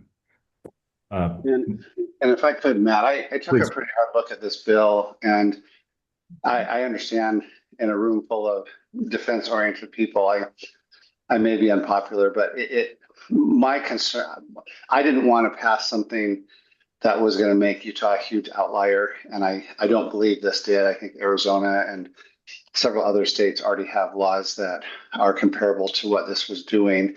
I'm not saying that makes it okay, but it's not going to make us an outlier. And what we were told is, if the state law gets too onerous, then it just forces people to go to federal courts for relief. So I still think with this passage of the bill, I think defense counsel are going to be okay and be able to raise their arguments somewhere, if not state court, then federal court. Yeah. Well, and like a lot of these bills, like the sentencing one that was discussed prior, they start off pretty at one side of the spectrum, and then through the course of the bill going through the process might end up a little less extreme. So I think that happened here. You're right. Defense attorneys are generally not happy about this, but at least there were some concessions made that will make it less onerous than it was when it was originally introduced. Some of the federal defenders from the habeas unit came and testified, and I thought they did just a fantastic job talking about what this bill would do and how that would affect their practice. And it was kind of thrilling to see them in action there. HB 94, this was run by Grant Miller, Representative Grant Miller, a public defender here in Salt Lake. So we were happy to see him get something through. It allows for, or it codifies the practice of a judge granting credit from the cost of treatment towards fines and fees, or allowing community service in lieu of fines and fees. This is something that is generally the practice, at least in my experience, in third district court, but it codifies that and I think will encourage judges throughout the state to grant this relief, especially for indigent folks. Since you mentioned Grant, let me just say he just finished his freshman or sophomore year, so this was his second session. He's extremely well liked by Republicans in the House. So and with his public defender background, he's someone that we ought to cozy up to. I mean, I don't know that he could help us a lot with the actual funding, but he could certainly be a voice within the House that's explaining things and breaking it down for people. He and Stoddard, who has worked as a prosecutor, are both well liked by House Republicans. So I just wanted to pass that along to you. Who was it, Todd? I didn't catch. Grant Miller is the new one. And, he's quite liberal in his politics, but he's not a jerk about it. So he's someone that House Republicans like, as is Andrew Stoddard. So Grant's a public defender, and Stoddard's now, a personal injury attorney, but he started off, I think, for 8 years with Midvale City as a prosecutor. Thank you. Senate Joint Resolution 1. This is a change to the rules of evidence that allows prior bad acts for the purpose of proving propensity in sexual assault cases. Prior to that, this was limited to cases involving children, but now it's been expanded to include adults as well. This is it's been attempted every year since I've been in this position, maybe even more than that, likely more than that. Last year it actually passed, but did not get final floor approval before the time ended. I think it was like in the queue in one of the houses before when the clock struck midnight, and so it didn't get through. This time it did. We'll see how this plays out. I think that prior to this, there were some prosecutors who were able to basically, shoehorn this in through other exceptions to the rule, but now those doors are kind of wide open, and we'll see how it plays out. This was one not well liked by the defense bar. And then we've talked a bit about SB 134, that it's the court expansion bill. It expanded the Supreme Court and the Court of Appeals and added some district court judges. And then finally, the last one I wanted to touch on the that we talked about earlier with Commissioner Ross is the creation of the Department of Criminal Justice. IDC will be part of that. Will be moved over along with the big herd of commissions and bodies within CCJJ to this new entity. However, I think IDC will continue operating as usual. We maintain our quasi-independence here, and so we appreciate Tom making sure that remained as things moved over. If I could just jump in on the Supreme Court expansion. This is a great example where a nudge can make a big difference, because at the beginning of the session, leadership in the House and the Senate was pretty content to add the 4 appellate court judges, 2 in the Supreme Court, 2 in the Court of Appeals, and leave the district court, as it is, status quo. Michael Drexel and I and others really started nudging the process, and were able to get those 3 district court judges added. And that's huge. That's as many new district court judges, not replacing, but actually funding new district court judges. That's as many as we've had over the past 5 or 6 years combined. So it wasn't enough, but if it wasn't for that nudging, you would have seen that bill pass with just the 4 appellate court judges. And so that is, sometimes once the train starts to move, you can't completely stop it, but you can improve it before it gets to this, completely out of the station. Yeah, maybe just a quick comment on the agency change. Matt is right.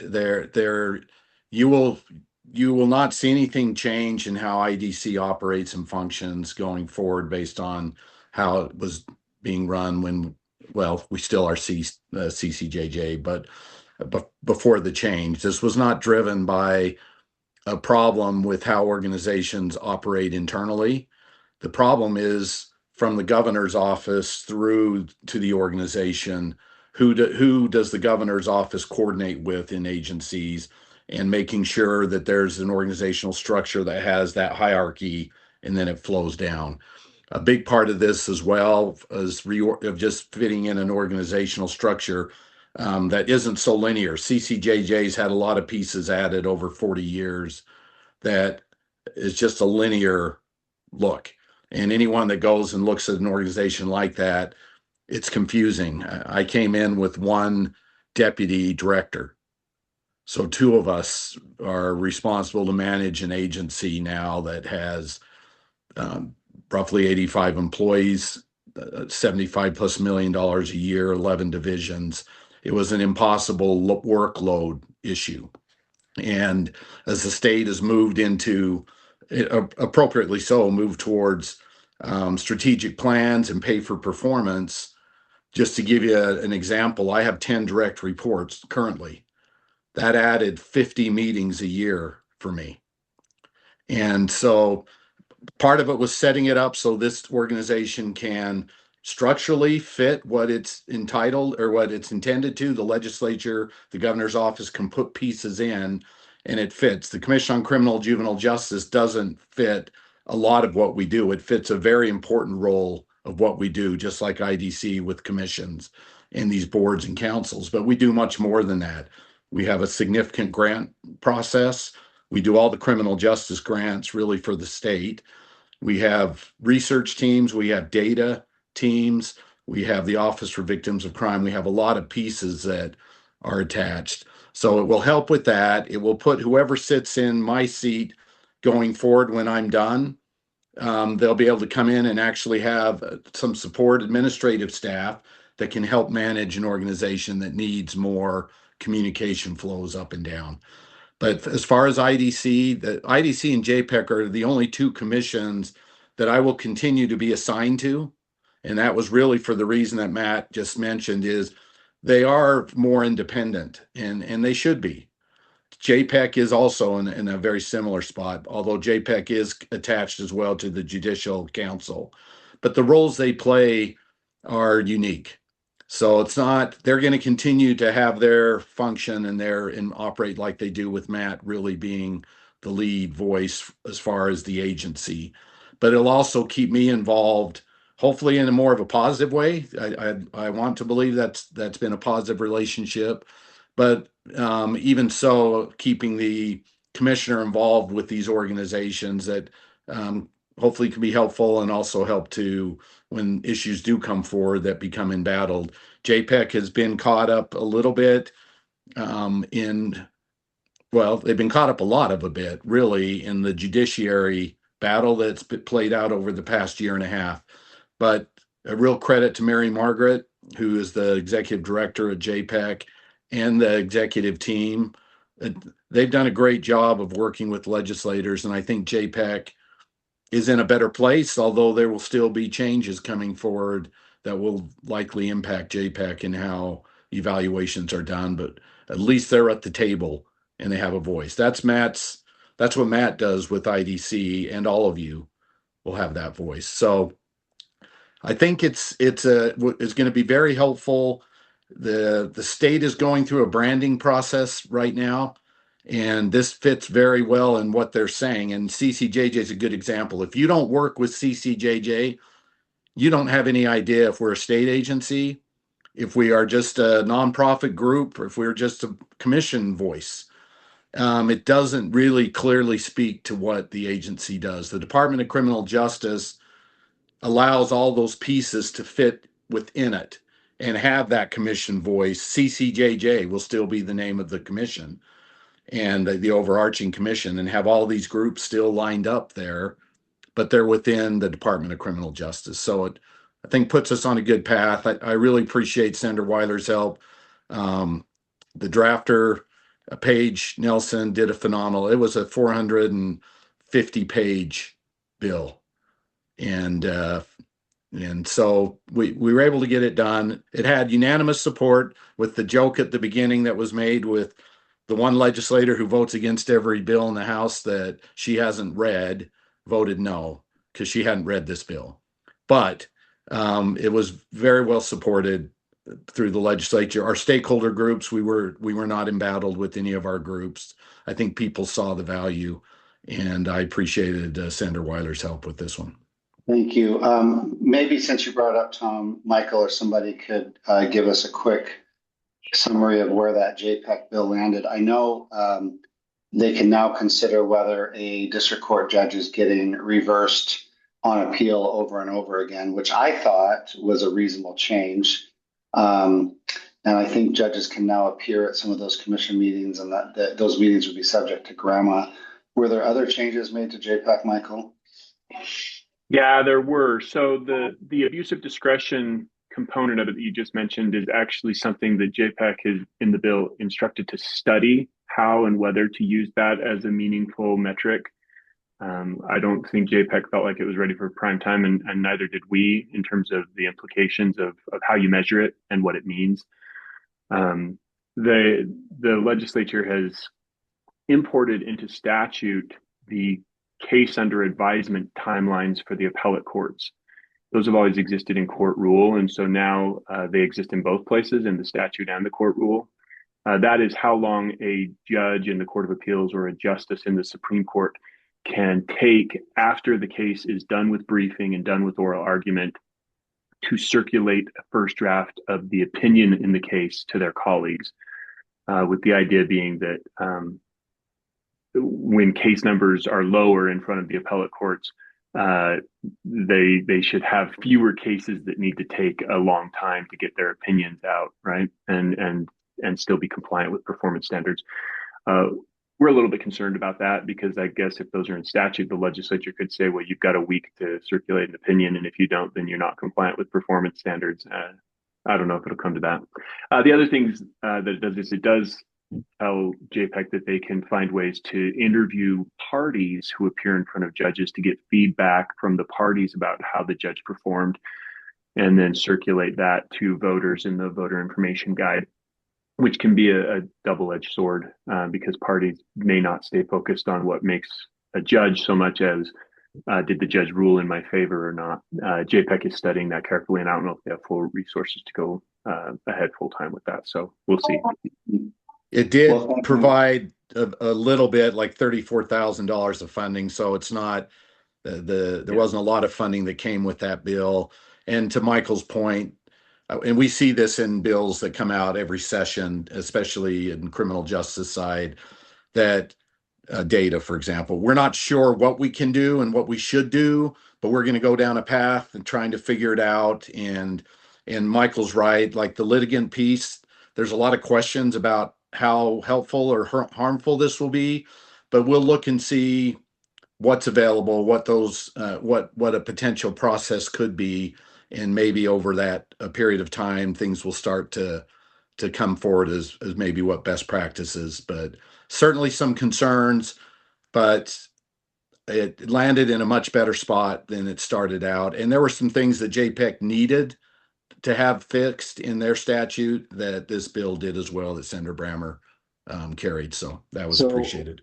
So for the non-attorneys in this meeting, I think, it's very hard to win an appeal or get an appellate court to say a judge, a district court, a trial court judge abused their discretion because they have a lot of discretion. So what I was trying to say before, and I'll try to say it more articulately now, I do think if a judge has a pattern of the appellate court saying, you've abused your discretion, you've done it again, you've abused it a third time, you've abused it a fourth time, I do think that that's something that's appropriate to be at least considered when they're up for retention election.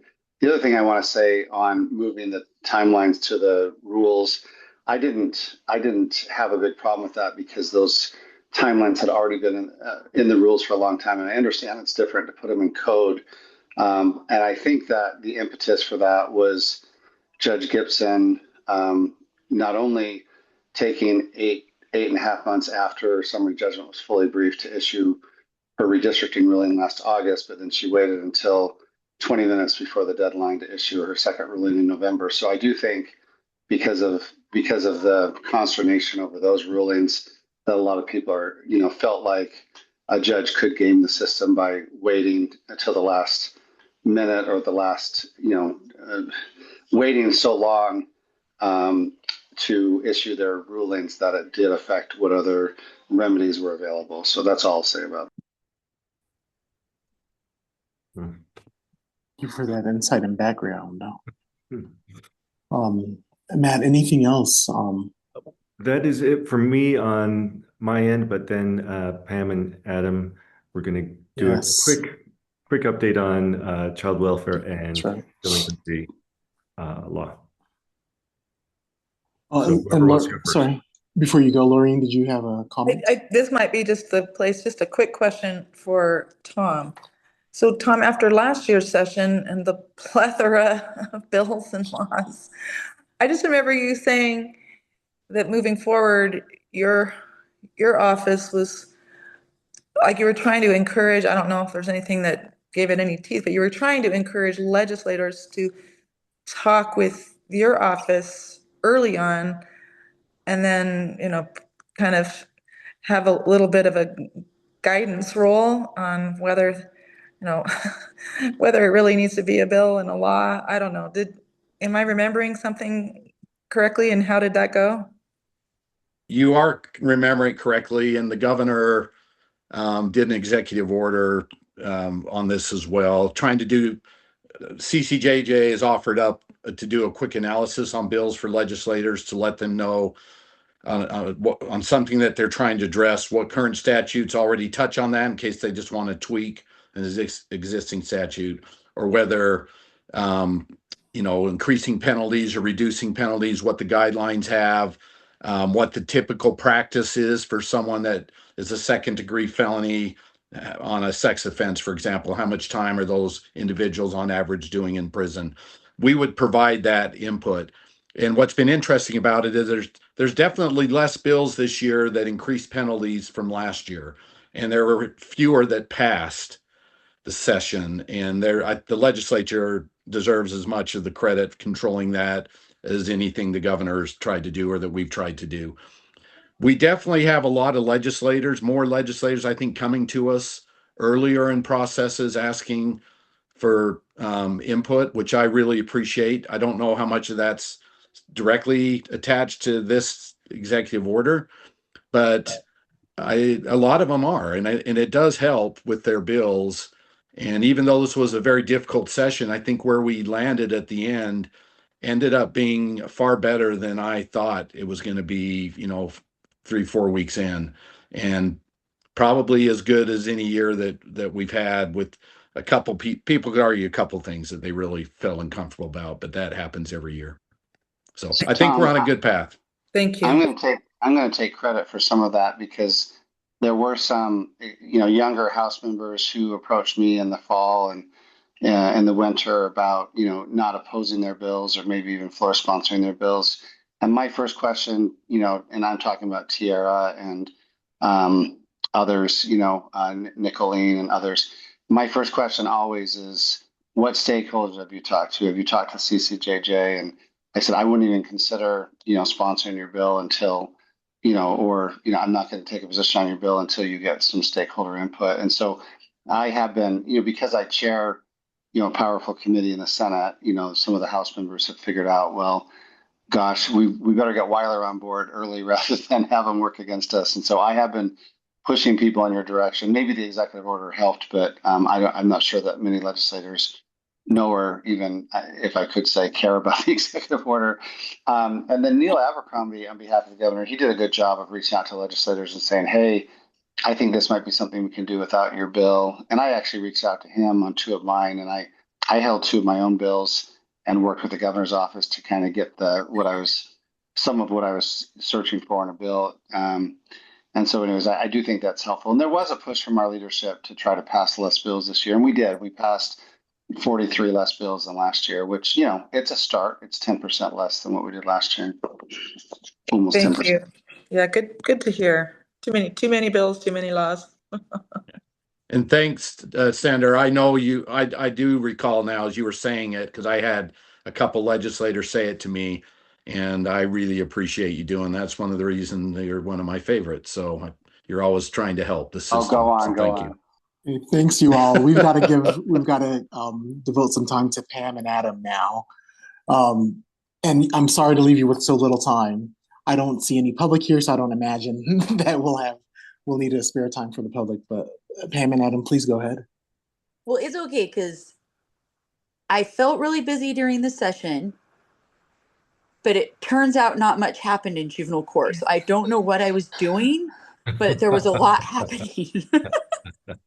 So that's kind of good news. I will say, I think maybe I hadn't thought about what you just said, Senator Weiler. I will say one thing that I will take as a takeaway from this session is for a long time, as you guys know, we have like the Juvenile Justice Oversight Committee, which has been charged with overseeing implementation that came from juvenile reform, but it's really just been overseeing implementation of juvenile justice issues. And we've struggled in the past to like what Senator Weiler was saying about people knowing who we are and like coming to us. And I think we had really good success starting last session and then again this session with legislators really coming to JJOC and kind of being willing to work with us. I also have to give like a huge shout out to the courts because we had a couple things that came to us over the past year and a half that required a lot of data stuff. And then Michael didn't like it, but I dragged him to some of the meetings with me with the legislators because I was like, Michael, somebody come speak and explain this stuff. So anyway, I think that stuff is really positive. I think the Juvenile Justice Oversight Committee felt really good about the fact that legislators are bringing issues to us proactively.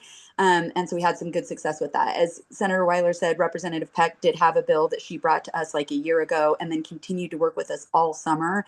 She had a lot of concerns about the use of drugs in schools and that not being dealt with. And in the end, there was a lot of confusion about what is a non-judicial and what is like the court intervention piece, or not the court intervention piece, the school intervention piece. And it's kind of one of those things where like, I don't know, this sounds weird, but like, you know, I think we talk about that so much in the juvenile context that then even when we started to talk to like some of the representatives about that and we thought we'd explained the difference between non-judicials and school interventions, juvenile court is just such an anomaly of stuff that you get into it and you're like, oh, we're still not connecting on what the difference is here.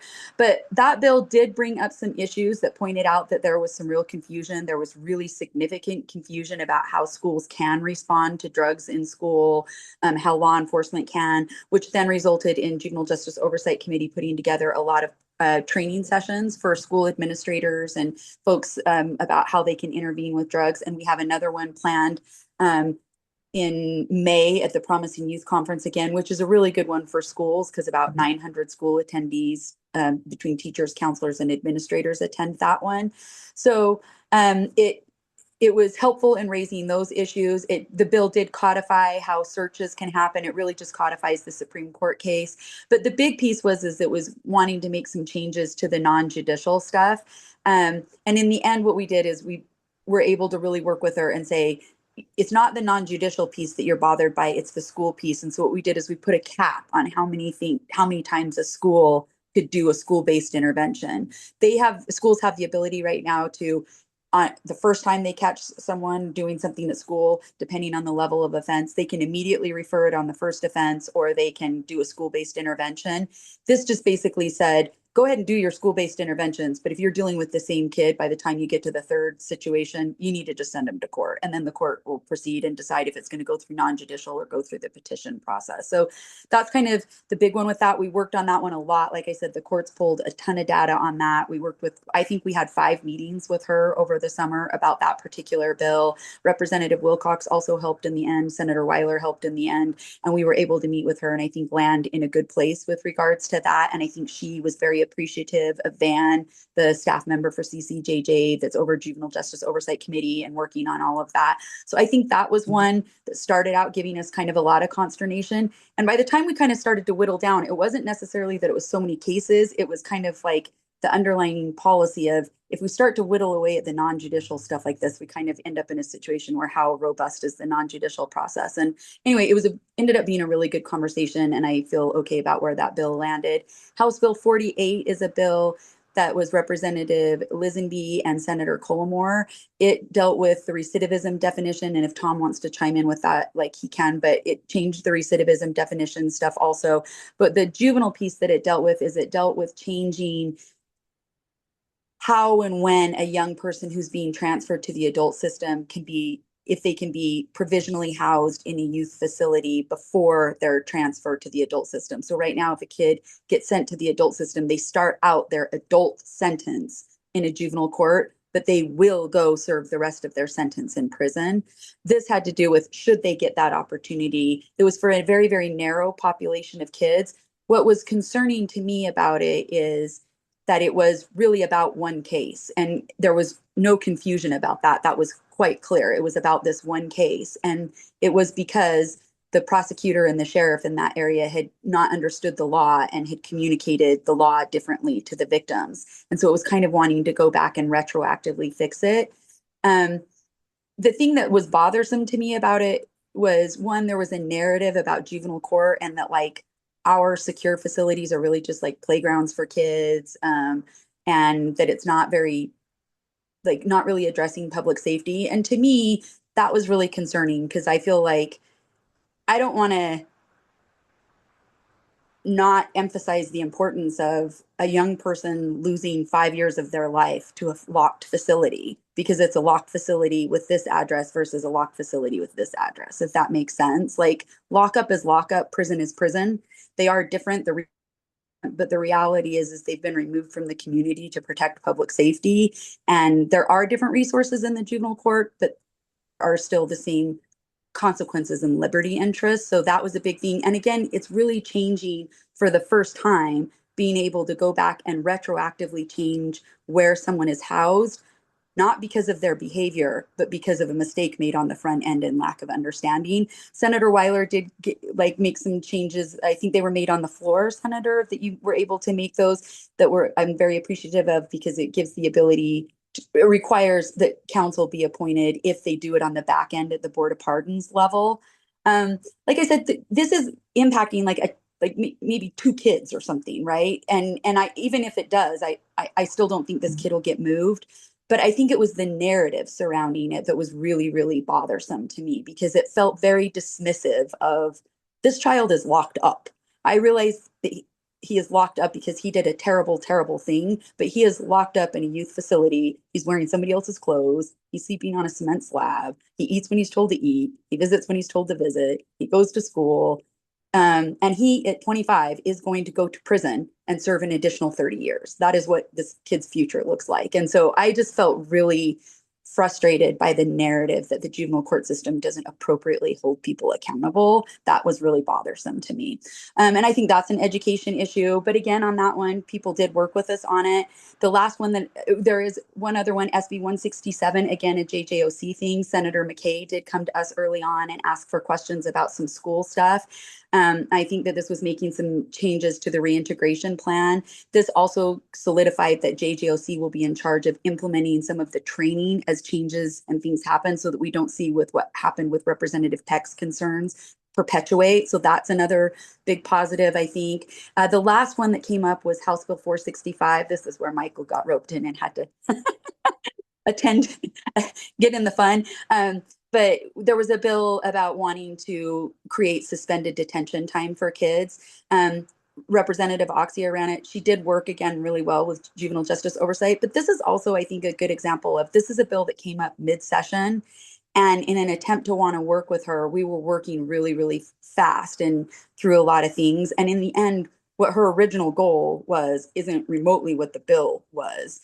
It didn't pass for fiscal reasons. I think that we'll go back to the drawing board on it over the summer. But I think it's a good example of why rushing stuff isn't a good idea. Because had this actually passed, I don't know that what we'd actually presented at the end would have done what she was trying to accomplish, or really would have done what us as stakeholders in the system would have felt like was really necessary. But it was like, in an effort to try and work with her, she was trying to work with us, get something passed. Now I hope that we'll be able to have a more robust, thoughtful conversation about, if you want to do this, how could we tailor it to make it a more effective tool going forward. The last thing that I'll just say is, in Salt Lake County, we've been working on, as you guys, people probably know, that's where the majority of transfer cases have been happening in our state, but also there's been an uptick in them in Weber County.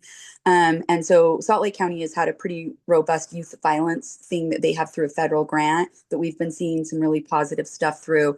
And we worked on an RFA that creates a youth violence coordinator for Salt Lake County, Weber County, and Utah County for them to like coordinate across the counties about that moderate to high risk group of kids that are kind of on the cusp of big blow ups. So I'm super excited to see that get implemented, but those are the big delinquency ones.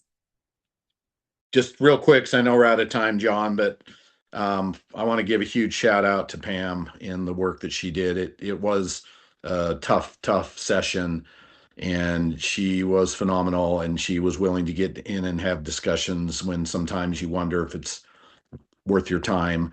I give a ton of credit to Van as well. Van's one of my directors. She's over the juvenile justice side of our agency. This is kind of the point that I was making early on. If legislators will come to these groups and include them, we're not here to kill your bill. We're here to help you. We're here to make it better, and we can convene people to work out the issues on your bills. And that's exciting to see that happening. So great job, Pam. Recidivism, all you need to know, you don't have to worry about anything, is our biggest concern, the way the bill started, is it would have changed our one statute that determines what recidivism is. It's been in place now for 3 years. It would have changed it to having to include arrests and misdemeanor arrests. And we should be looking at those numbers, but we don't want to change our recidivism metric that we use to compare with other states.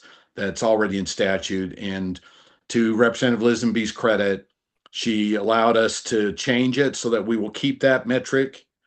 We can now, if we're able to get the data to show what's happening with the rest, we can collect that data and be able to use it in a separate space, but not change our primary recidivism metric. So that was helpful, and glad that it worked out. Thank you, Tom. Adam, did we miss anything from you? Yes, quite a bit. Quite a bit. Sorry we don't have more time. There's quite a few bills that passed this year that were interesting backstories, and also really interesting for parent defense. Sorry, John, did I cut you off? No. I was going to ask, noting that I'm sure that some of us must run, would it be appropriate for us to pick up at our next meeting where you're about to start? That's certainly fine with me. Okay. It's fine with all of you, and we can talk a little bit more about some of the details, because there are some interesting things that happen. Certainly. Let's do that. I don't know how I can probably get things on the agenda, right, Katrina? Is that right? Let's plan on that. I will note that. Really quickly, are there members of the public here with us? Public comment from, I've been checking our attendance, and no, there is not, as far as I can tell. I'll give you about 5 seconds to speak up if there is. All right. And then if there's no further business right now, let's see. Okay. If there's no further business, is there a motion to adjourn?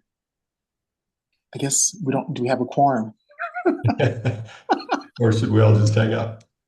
I'll make the motion to adjourn. All right. And we'll get Tom. someone to second that. Tom, thank you. Second, anyone? Margaret will second. Thank you, Margaret. All right. And all in favor, aye? Aye. All right. You guys, thank you so much for your time today. We'll pick up where we left off with Adam next meeting. And then really quick, happy Public Defenders Day yesterday, right? Okay. See you all next month. Thank you, everybody. Matt and Katrina, if you'll stay on just a quick second, I've got a little update for you. Okay.